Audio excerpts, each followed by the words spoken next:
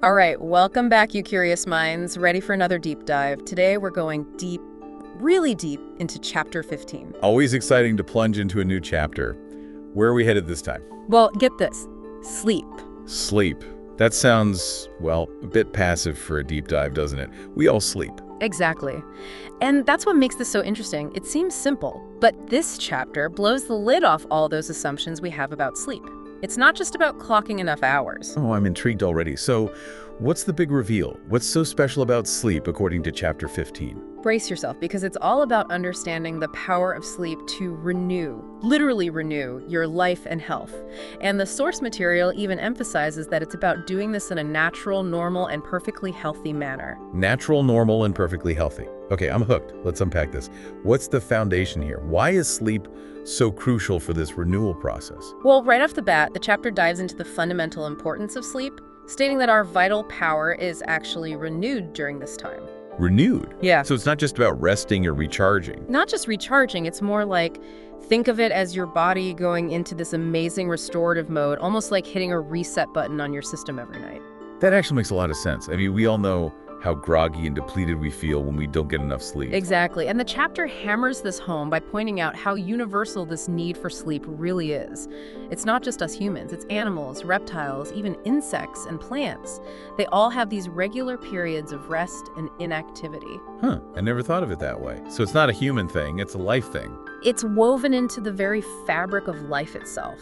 And the chapter takes it a step further, connecting sleep to what it calls the principle of life in nature. It's like during sleep, we tap into this fundamental life force, this wellspring of energy that permeates everything. And that's what allows for this deep renewal to happen. Almost like we're plugging back into the source code of life itself, refreshing our connection. Exactly. And if we bring this back to the framework we've been exploring in these sources, this idea of an underlying vitality that connects everything, then sleep becomes this critical period where our individual principle of health can actively draw from that universal source. Right, like our personal well-being gets a direct boost from this universal wellspring. And the text specifically mentions the brain being recharged and the principle of health gaining new strength during sleep. That's right. And there's another key element to this whole sleep equation that the chapter really emphasizes. You ready for this? Lay it on me. What's the secret ingredient? Fresh air. It might seem obvious, but the chapter goes deep on the importance of an unlimited supply of fresh and pure air during sleep. It's like non-negotiable. Really? Why such a strong emphasis on fresh air specifically? Well, it points out that while we sleep, our breathing becomes deeper, more forceful, even rhythmic. We're literally taking in more air than when we're awake. So our bodies are craving something in that fresh air during sleep. That's interesting. That's the implication, and a pretty important one for our listeners to consider. If our bodies are demanding more fresh air while we're in this restorative mode, it suggests that there's something vital in that air that's needed for the principle of health to really do its work. Makes you wonder what exactly we're drawing from that fresh air, doesn't it? Like some vital element we need for this renewal process to happen. Absolutely. And the chapter goes on to highlight this interesting observation from the medical world. Sleeping outdoors is incredibly effective for people with lung issues. And then it extends that idea, suggesting that if you combine this emphasis on fresh air with all the other principles in the sources, this whole healthy living package deal, well, it could be the key to overcoming a whole range of troubles. So it's like they're saying fresh air isn't just good for your lungs. It's essential for overall health, especially when you're trying to tap into that principle of health. That's the idea. And they're serious about this fresh air thing. No half measures here. Cracking a window just won't cut it. So what do they recommend? How do we get this unlimited supply they're talking about? The advice is pretty practical. Ventilate, ventilate, ventilate. Get that bedroom feeling like the outdoors. Easy for you to say. You probably live somewhere warm and sunny. What about those of us who have to deal with, the real world with cold weather and stuff? Funny you should mention that, because the chapter actually addresses that directly. It says even if it's freezing outside, keep those windows open wide, pile on the blankets if you have to, but don't sacrifice that fresh air. Wow, they are really serious about this. What's the logic behind that? Why is it so important to have fresh air, even when it's uncomfortable? Well, here's where it gets really interesting. The chapter explains that your brain and your nerves, they just can't function optimally in dead or stagnant air. It needs to be a living atmosphere full of that vital life principle we've been talking about. That's a powerful image, dead air versus living air. It makes you think about the quality of the air you're breathing, doesn't it? Especially when you're spending a third of your life in that environment. No kidding. And the chapter really drives this point home, saying you should have open doors and windows year-round, no compromises. And get this, it even suggests that if you can't get fresh air where you're sleeping, you might want to consider moving. That's how vital this is to the whole equation. So we've got the physical environment sorted. What else does this chapter tell us about maximizing the restorative power of sleep? All right, now we move into the mental game. Because believe it or not, your mindset as you're going to sleep plays a huge role in how beneficial that sleep actually is. The mental game, that's interesting. So it's not just about the physical conditions. Not at all. The chapter really advocates for sleeping intelligently, purposefully. It's about understanding the vitalizing role sleep plays and approaching it with intention. So it's like preparing for sleep the same way you'd prepare for a healthy meal, being mindful and deliberate about it. Exactly.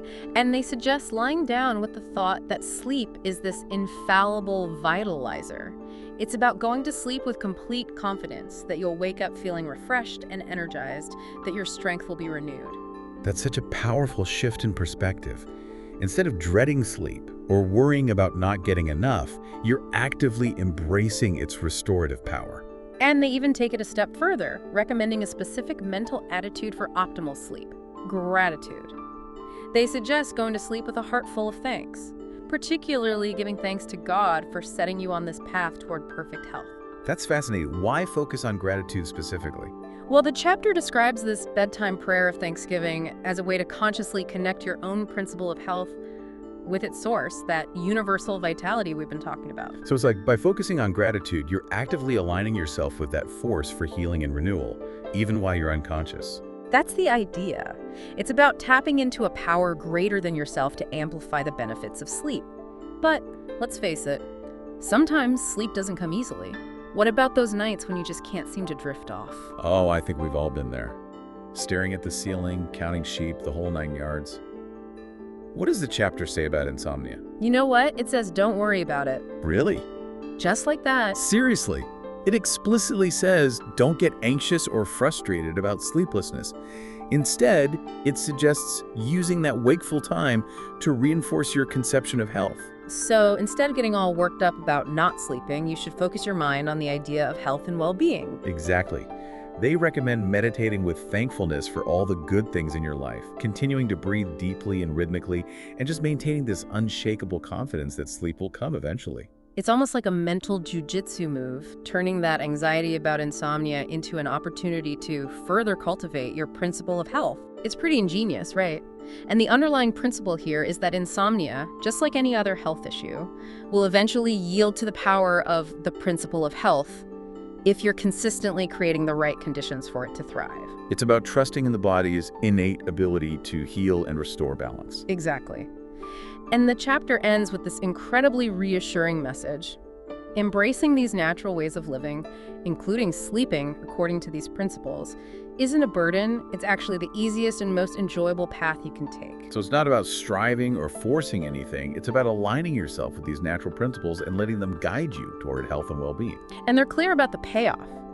If you consistently apply these principles, you'll inevitably experience a state of vibrant health. So even in something as seemingly passive as sleep, we have an active role to play in shaping our well-being. Absolutely. It's about understanding the power of our environment, our mindset, and these natural processes, and using them all to our advantage, especially during sleep.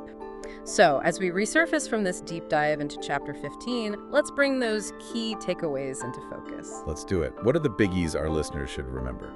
First off, never underestimate the power of fresh air. It's not just a nice to have, it's absolutely essential for truly restorative sleep. Open those windows wide and let that living atmosphere work its magic. Exactly. And secondly, the power of your mindset. Go to sleep with a heart full of gratitude, confident in your body's ability to heal and renew itself. It's not just about being unconscious, it's about actively setting the stage for deep restoration. And hey, listener, we know you're out there taking all this in. Think about it. Right. What's one small change you could make tonight to create a more supportive sleep environment? Could you crack open a window a bit wider, maybe take a few moments for gratitude before you drift off? Every little step counts. And maybe this deep dive has sparked some bigger questions for you. How else can you align your life with these natural processes and leverage the power of your thoughts? It's a journey we're all on, and we'll keep exploring it together in future deep dives. Absolutely. So keep those minds open, keep that air flowing, and keep those thoughts positive. Thanks for joining us on another deep dive. Until next time, stay curious.